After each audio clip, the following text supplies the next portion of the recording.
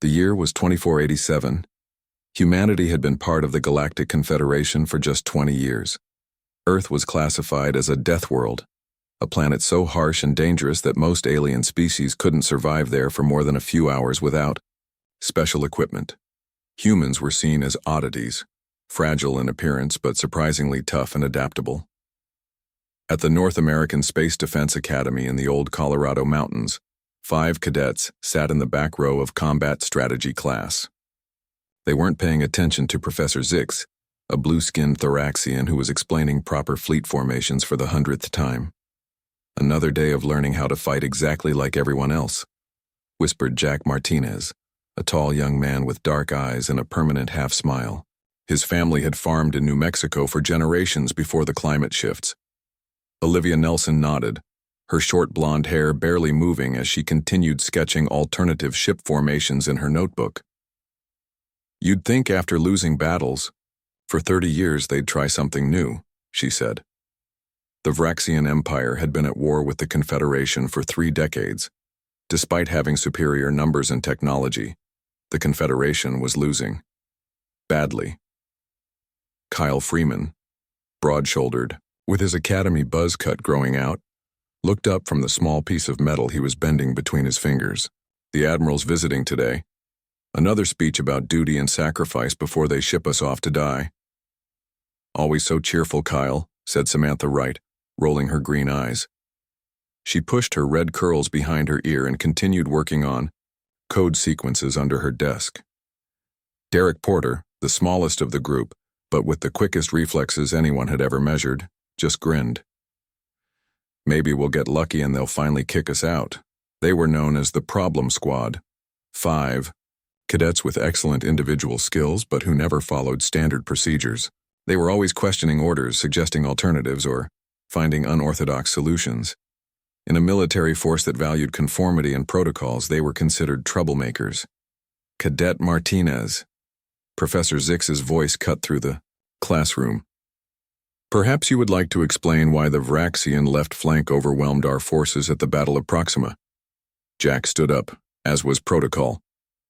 "Because our ships were arranged in standard formation delta, which any Vraxian commander would recognize and counter.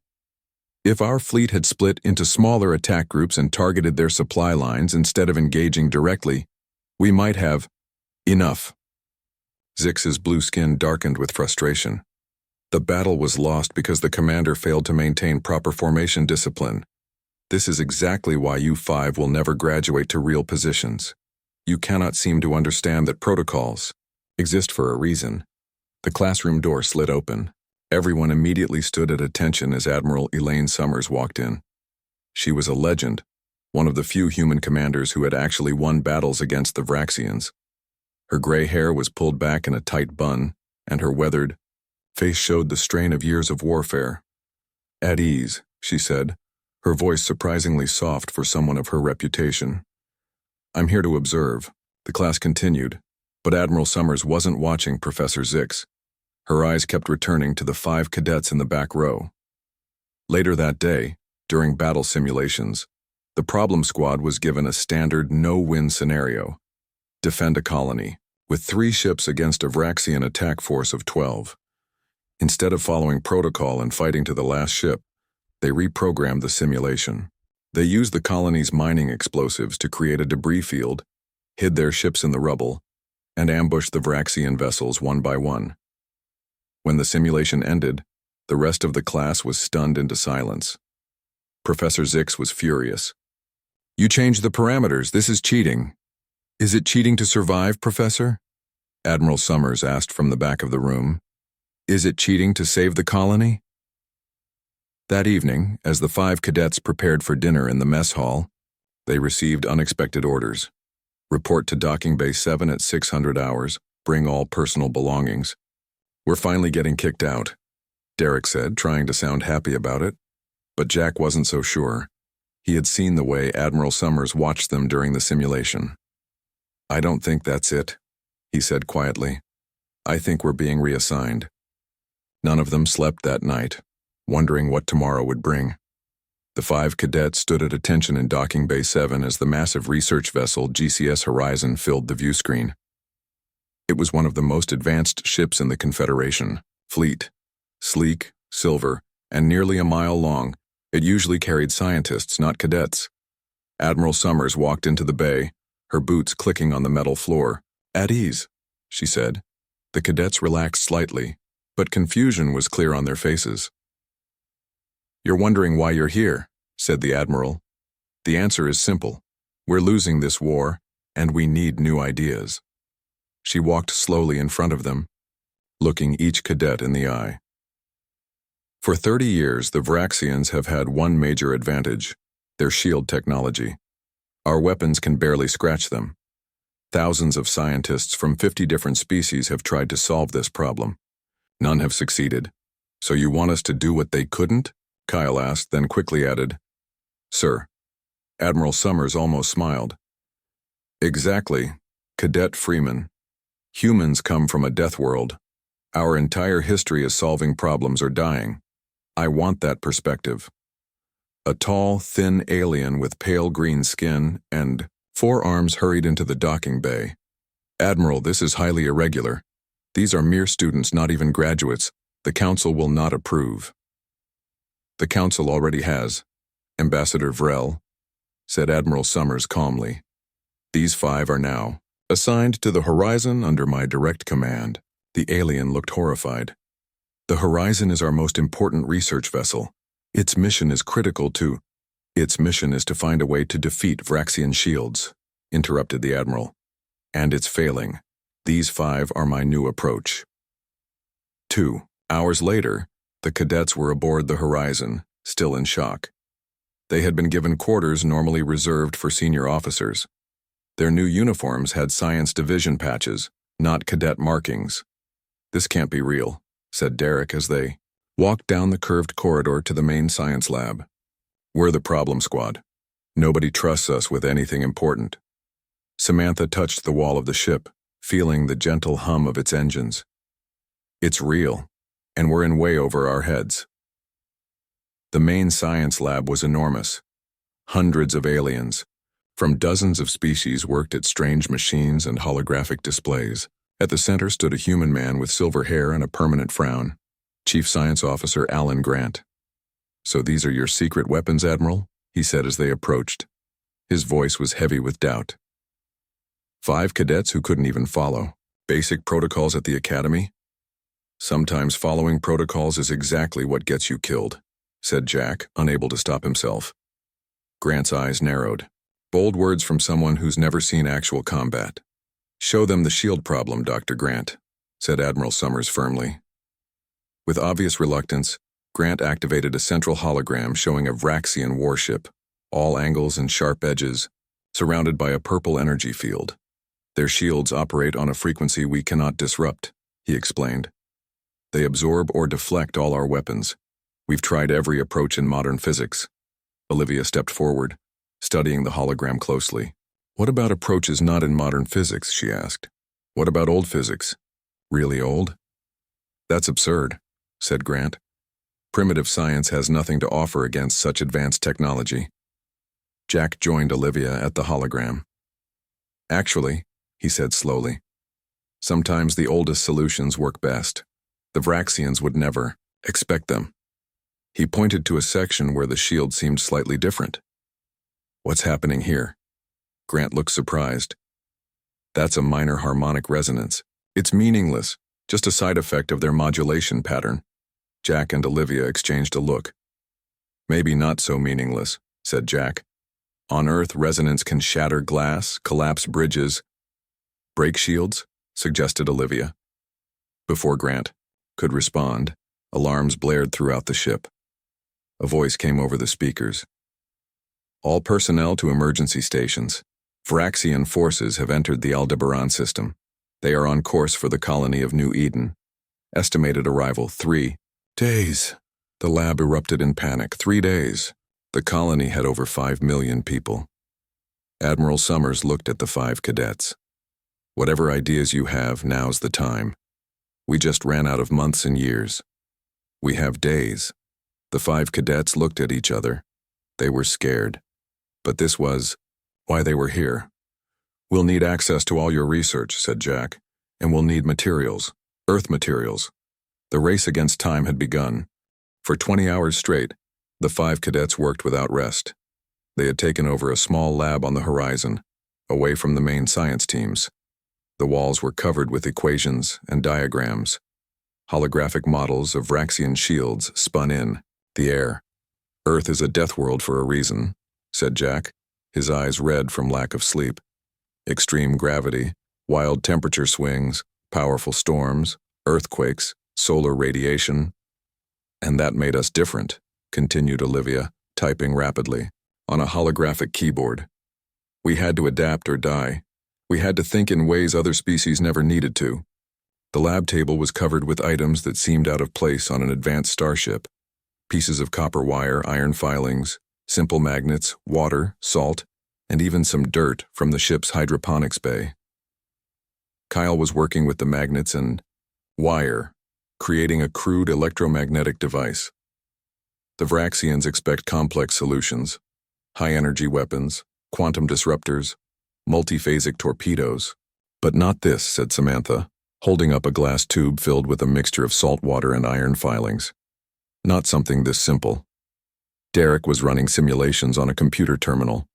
The key is that harmonic resonance Jack spotted. Their shields vibrate at a specific frequency. If we can match that frequency and then suddenly change it, like pushing a swing higher and higher, then suddenly pulling it back, said Jack. Admiral Summers entered the lab with Dr. Grant following. Behind her, both looked exhausted.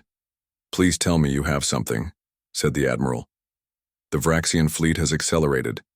They'll reach New Eden in 36 hours now, not 3 days. The cadets exchanged nervous glances. Jack stepped forward. We think. We do, Admiral, he said, but it's not what you might expect. Show me, she said simply. Samantha activated a hologram showing their device. It looked primitive compared to Confederation technology. A series of electromagnetic coils connected to a power source, surrounded by tanks of saltwater mixture. We call it Thunderclap, she explained. It's based on old Earth technologies. Electromagnets, conductive solutions, and principles from Earth's oceans. Earth's oceans? Asked Dr. Grant, clearly skeptical. Earth has massive electrical storms over our oceans, said Olivia. Lightning strikes water, creating electromagnetic pulses that behave in unique ways due to the salt content. We're recreating that effect, but targeted specifically at the harmonic frequency of Vraxian shields, added Kyle. Derek brought up the simulation results. According to our calculations, when Thunderclap activates near a Vraxian shield, it will create a cascading resonance effect. Their shields won't just fail, they'll collapse completely. Dr. Grant studied the data, his expression changing from doubt to cautious interest. This might actually work, but the probability of success is only 12%. On Earth, we call that good odds, said Jack with a tired smile. Around them, the alien scientists had gathered, watching in amazement as the humans worked with what they considered primitive materials. One Zalarian scientist with translucent skin spoke up. This cannot be correct. You are using basic electromagnetic principles discovered thousands of years ago. The Vraxians have shield technology that has defeated our most advanced quantum science. Exactly, said Samantha. They've prepared for your most advanced technology, not for something this basic. Admiral Summers studied the device, then looked at the cadets. How soon can you build a working version?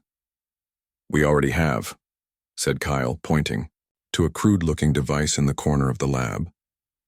This is a prototype. It works in simulations. We need to test it against an actual shield. Impossible, said Dr. Grant. We don't have Vraxian shield technology to test against. Actually, said Admiral Summers, we do. 6 months ago we salvaged a small piece of a Vraxian fighter. It still has a functioning shield generator. It's in secure storage on Deck 12. The cadets looked at each other with renewed energy. Bring it here, said Jack. We need to test Thunderclap now.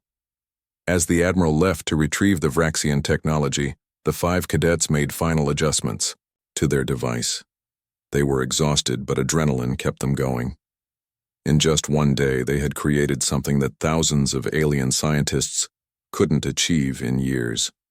If it worked, they might save millions of lives. If it failed, New Eden would fall. The test would tell them everything. The test was a success.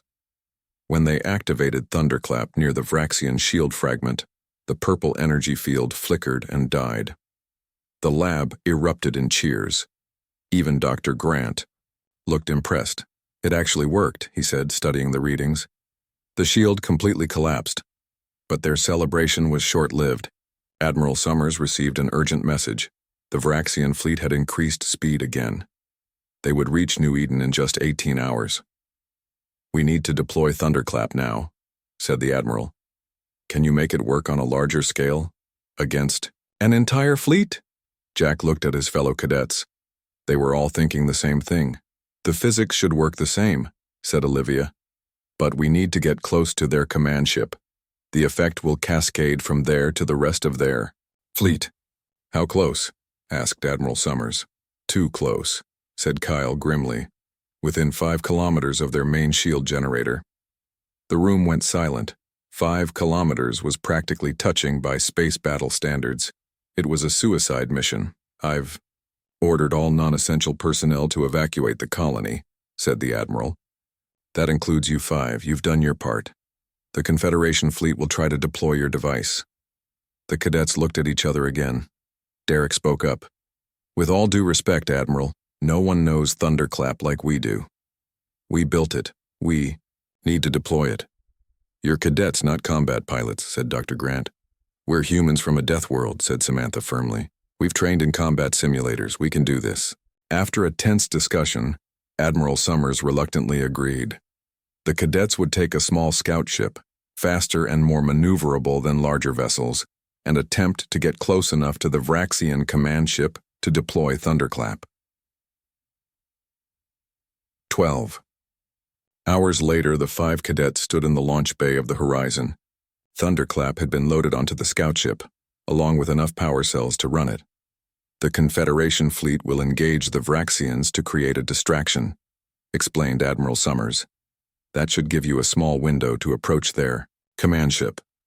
Jack and Olivia would pilot the scout ship. Kyle, Samantha, and Derek would remain on the Horizon to coordinate and monitor Thunderclap's effects." As Jack and Olivia prepared to board the scout ship, Kyle grabbed Jack's arm. "Come back alive," he said simply. "We'll try," replied Jack. The scout ship launched silently into space. From the viewport, Jack and Olivia could see the massive Confederation fleet forming up. Hundreds of ships of all sizes, the last line of defense for New Eden, and beyond them, appearing like dark stars against the blackness of space, the Vraxian Armada.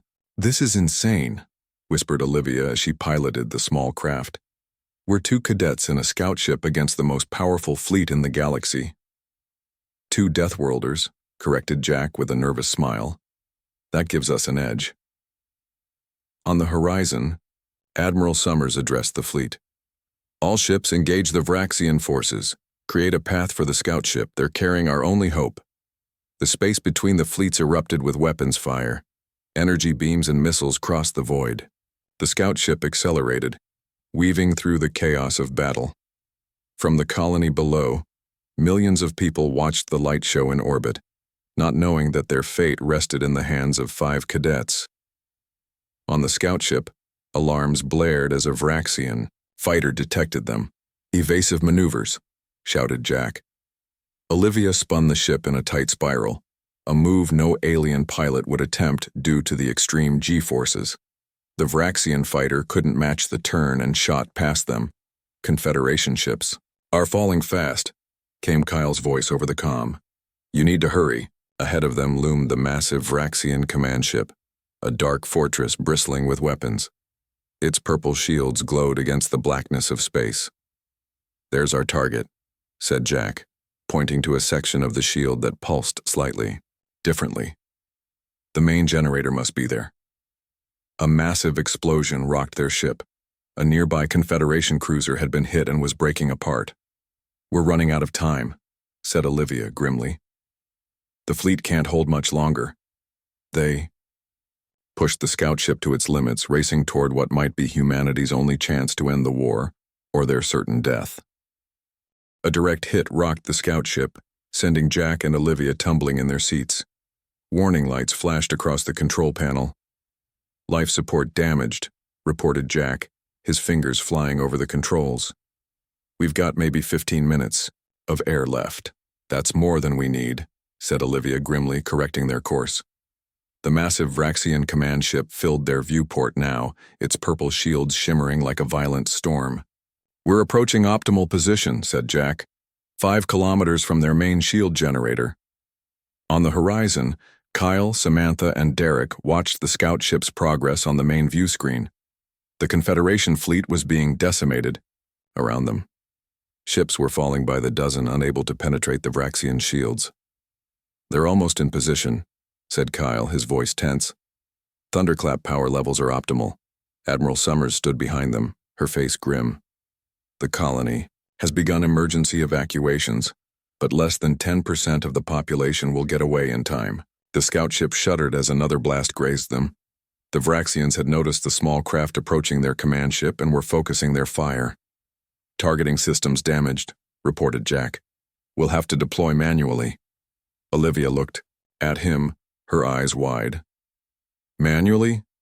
That means one of us has to go outside and position Thunderclap at exactly the right spot," finished Jack. "I'll do it." "No time to argue," said Olivia as another blast hit them. "Suit up, I'll hold position as long as I can." Jack quickly put on a spacesuit. It wouldn't protect him for long against the radiation and weapons fire outside. But it didn't need to. Just long enough to position Thunderclap. "Depressurizing airlock," said Olivia, her voice steady despite her fear. On the horizon, alarm spread as they realized what was happening. "What are they doing?" asked Dr. Grant, watching the scout. "Ship's readings." "What Deathworlders do," replied Samantha softly. "Whatever it takes to survive." The airlock opened and Jack pushed Thunderclap out into space. Tethered to the ship by a thin cable, he maneuvered the device using small thrusters on his suit. Around him, space was a chaos of weapons fire and explosions. The radiation sensors on his suit were screaming warnings. "Almost there," he said through gritted teeth. "Just a few more meters." Olivia fought to keep the scout ship steady as more Vraxian weapons found their target. Life support was failing fast now. Their air would be gone in minutes. "In position," reported Jack. His hands were shaking from radiation exposure, but he managed to activate Thunderclap's power sequence, initiating in 10 seconds. He pushed back toward the airlock as the device began to hum with energy. The countdown had begun. Jack barely made it back inside the ship before collapsing. Olivia pulled him into the cockpit as the airlock sealed. "Thunderclap activated," she reported to the horizon. "Now we wait." The device floated in space, less than 5 kilometers from the Vraxian command ship's main shield generator. It looked absurdly small and primitive next to the massive alien warship. A simple collection of electromagnetic coils and salt water, tanks pulsing with energy.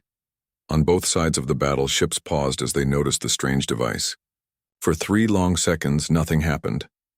The galaxy seemed to hold its breath. On the Vraxian command ship, Supreme Commander Vexcor watched the human device on his view screen. "What is that primitive contraption?" he asked, his voice thick with disdain.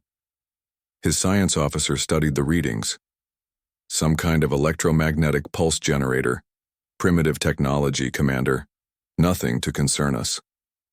Vexcor began to laugh, a harsh sound that echoed across his bridge. These humans were deploying ancient technology against the most advanced shields in the galaxy? It was almost insulting. And then, something changed. The pulse wave from Thunderclap began to interact with the Vraxian shields in a way no one had expected. The frequency, calibrated to Earth's own electromagnetic patterns, created a cascade of resonance. The purple shields of the command ship flickered once, twice, and then they failed completely. The cascade spread, jumping from ship to ship across the Vraxian fleet. Within seconds, every Vraxian vessel had lost its shields. In the scout ship, Jack managed to lift his head despite his radiation sickness. Did it work? He asked weakly. Olivia stared at the readings in disbelief. It worked, she whispered. Jack, it worked. Across the battlefield, a moment of stunned silence fell as both Confederation and Vraxian forces registered what had just happened. The seemingly invincible Vraxian shields were gone. All of them. Admiral Summers was the first to recover. All ships attack now. Target Vraxian weapon systems and engines. The Confederation fleet surged forward, weapons blazing. For the first time in 30 years of war, their shots hit Vraxian hulls directly. The balance of power had shifted in seconds. On the Vraxian command ship, Supreme Commander Vexcor's laughter died in his throat. Impossible, he hissed, his gray skin paling. Restore the shields immediately. We cannot, Commander, his science officer replied, frantically working the controls. The resonance cascade has completely overloaded the generators. They are physically damaged.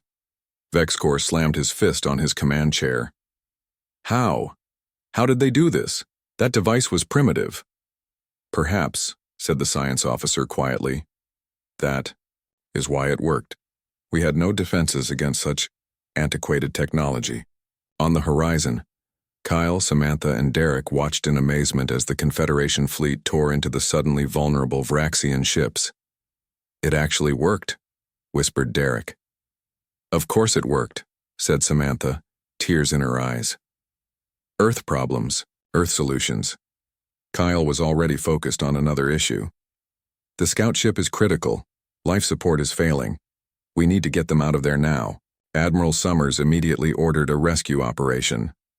All available shuttles converge on the scout ship coordinates, Priority 1 rescue. But the scout ship was deep in what was still an active battle zone.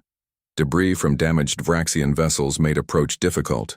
Minutes ticked by as Jack and Olivia's oxygen levels dropped dangerously low. Inside the scout ship, Jack was struggling to stay conscious. The radiation exposure during his spacewalk had made him violently ill. Olivia wasn't much better trying to keep the damaged ship stable as systems failed around them. How long? Asked Jack weakly. Olivia checked the life support readings. Maybe 5 minutes of air left. The battle's still too hot for a rescue shuttle. Jack managed a small smile. At least we did it. We saved New Eden. We're not dead yet, said Olivia firmly. Deathworlders, remember? We survive impossible situations. On the Vraxian command ship, Vexcor watched his fleet being decimated. The humans had done what no one thought possible.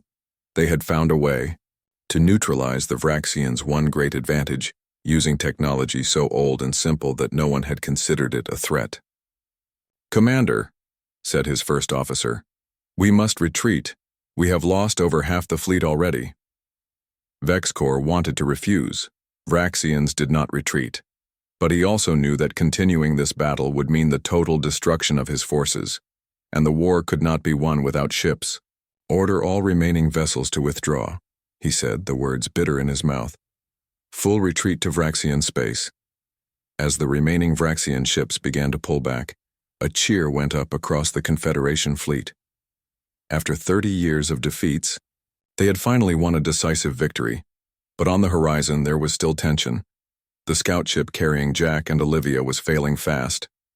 Their life support is critical, reported Kyle. We're going to lose them. Dr. Grant stepped forward, surprising everyone. Not if I can help it. He turned to Admiral Summers. Admiral, I need your fastest shuttle and a pilot who doesn't mind breaking a few rules. You have it, said the Admiral without hesitation. And I know just the pilot. Minutes later, Dr. Grant was aboard a medical shuttle piloted by Derek Porter. Despite being a cadet, Derek had the highest simulator scores for precision flying in dangerous conditions, another Deathworld trait. Hang on, said Derek as he pushed the shuttle to dangerous speeds, weaving through debris fields that other pilots wouldn't dare attempt. This is going to be close. The battle was still raging around them, but the focus had shifted. Now everyone was watching the race to save the two cadets who had changed the war in mere seconds. Would they make it? In time? Derek flew the medical shuttle like no alien could have, pushing the craft beyond its design limits. His reflexes, honed by growing up on Earth with its higher gravity, allowed him to make split-second adjustments that the ship's computer flagged as impossible. "We're approaching the scout ship," he reported. "Their power is almost gone." Dr. Grant monitored Jack and Olivia's life signs remotely. They have less than 2 minutes of oxygen left. Inside the scout ship, Jack had lost consciousness. Olivia was fighting to stay awake, her vision blurring as she watched the oxygen levels drop to critical. She had positioned the ship to make docking easier, but with systems failing, she couldn't be sure it would hold. "I see them," said Derek, maneuvering the medical shuttle closer. "Initiating emergency docking procedure." The standard procedure would take 3 minutes. They didn't have 3 minutes. "Standard won't work," Derek said. "I'm going manual." Dr. Grant grabbed a support rail as Derek cut the safety protocols and manually forced the docking clamps to engage. The entire shuttle shuddered with the impact. "Docking complete," Derek announced. "Sealing complete." Dr. Grant rushed through the airlock into the scout ship, medical kit in hand. The air was thin and cold. Olivia was barely conscious, and Jack wasn't breathing. "Get them back to the shuttle," ordered Dr. Grant, administering emergency oxygen to Jack. "We need to get them to the medical bay on the horizon immediately." As they transferred the 2 cadets to the medical shuttle, the battle continued to rage around them. The Vraxian retreat was becoming disorganized as more ships fell to Confederation fire. Derek piloted the shuttle back toward the horizon, pushing the engines beyond safety limits. Behind them, the scout ship finally lost power completely and drifted silently in space, its mission accomplished. On the horizon, Kyle and Samantha waited anxiously in the medical bay. When the shuttle docked, they rushed to help bring their friends in. "Will they make it?" Samantha asked as the medical team worked frantically on Jack and Olivia. "The next few hours will be critical," said the chief medical officer, an alien with 6 arms who moved with incredible efficiency. "The male has severe radiation poisoning. The female is suffering from oxygen deprivation." Admiral Summers entered the medical bay, her uniform showing signs of the battle they'd just fought. "How are they?" "Fighting," said Kyle. "Like Deathworlders." "Always do." The Admiral nodded. "The Vraxians are in full retreat. New Eden is safe, and we have reports coming in from across Confederation space. The Vraxian forces are withdrawing everywhere. They know their shields don't work anymore," said Samantha. "Their advantage is gone." On the bridge of the horizon, the crew watched as the last Vraxian ships jumped to faster-than-light travel, disappearing from the battlefield. The colony of New Eden was safe. For the first time in 30 years, the Confederation had won a major victory against the Vraxians. Hours passed as the medical team worked to save Jack and Olivia. Kyle, Samantha, and Derek refused to leave the medical bay, keeping vigil for their friends. Finally, the chief medical officer approached them. "They're stabilized. They'll need time to recover, especially the male, but they should both make a full recovery." The 3 cadets let out the breath they'd been holding. All 5 had survived. Against all odds, they had done what thousands of alien scientists couldn't do. They had found a way to defeat the Vraxian shields. Admiral Summers received the news on the bridge. "Inform Confederation Command," she ordered. "Tell them we have 5 cadets they need to meet." Word of what happened spread quickly across Confederation space. How 5 human cadets, using primitive Earth technology, had ended a 30-year war in seconds. How a device made of simple electromagnets and salt water had defeated the most advanced shields in the galaxy. Within days, the story reached the Vraxian Empire itself. Supreme Commander Vexcor stood before the Vraxian High Council, explaining their defeat. "These humans," he said, his voice filled with a new respect and fear, "they think differently. They use technology so old we didn't even consider it a threat. They are Deathworlders, and they have changed everything." The High Council listened in silence. Then the Supreme Counselor spoke. "We must reassess our approach to this war. Perhaps it is time to consider peace." For the first time in generations, the word peace was spoken in the Vraxian High Council chamber, all because of 5 cadets from a death world called Earth. 2 weeks after the Battle of New Eden, The 5 cadets stood together on the observation deck of Confederation headquarters on Earth. Through the massive windows they could see ships from across the galaxy gathering for what would be a historic event, the signing of the peace treaty with the Vraxian Empire. Jack still looked pale from his radiation treatment, but he stood tall in his new uniform. None of them wore cadet insignia anymore. They had been commissioned as full officers in recognition of their achievement. "I still can't believe it," said Derek, watching a Vraxian diplomatic vessel approach the station. "The war is actually over. 30 years of fighting ended by salt water and magnets," said Samantha with a smile. "Sometimes the simplest solutions are the best." Kyle nodded. "That's what they didn't understand about humans. We know how to make do with what we have. Growing up on a death world teaches you that." Admiral Summers approached the 5 young officers. "It's time," she said. "The Confederation Council has requested your presence at the signing ceremony." "Us?" asked Olivia in surprise. "Why would they want cadets? I mean junior officers there?" "Because the Vraxians insisted," said the Admiral. "They specifically requested that the 5 Deathworlders be present." The Grand Council chamber was filled with representatives from hundreds of worlds.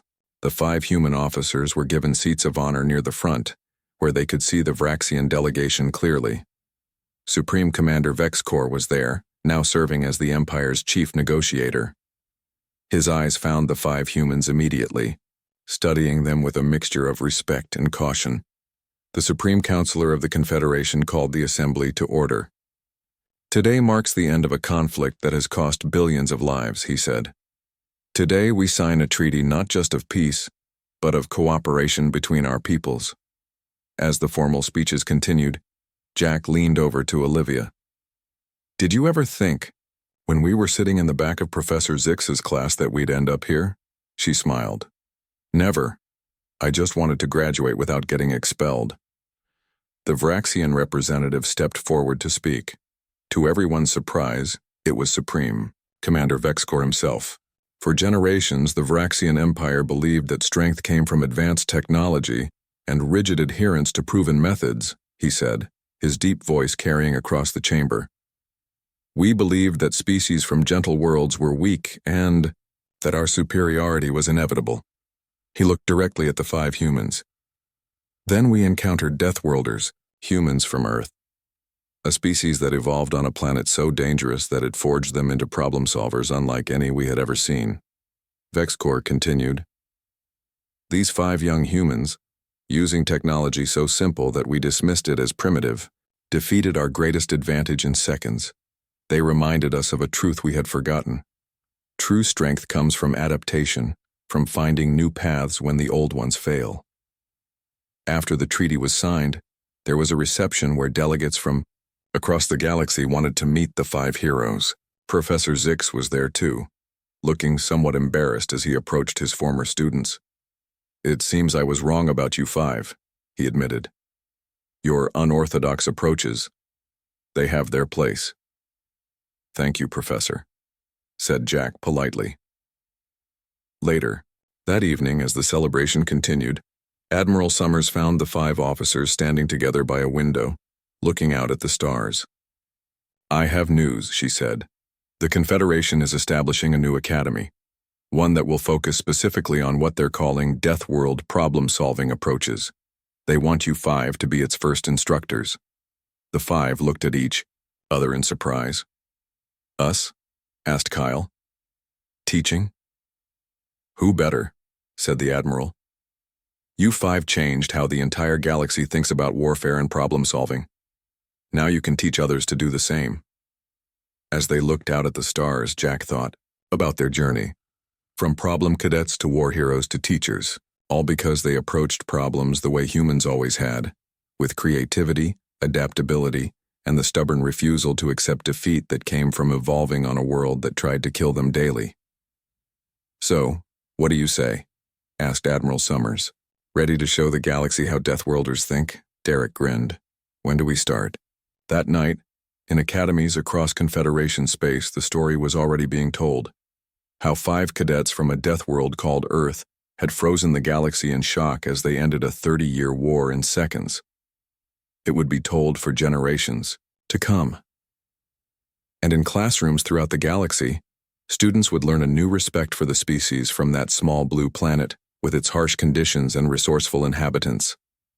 After all, you never knew when you might need a Deathworlder's perspective.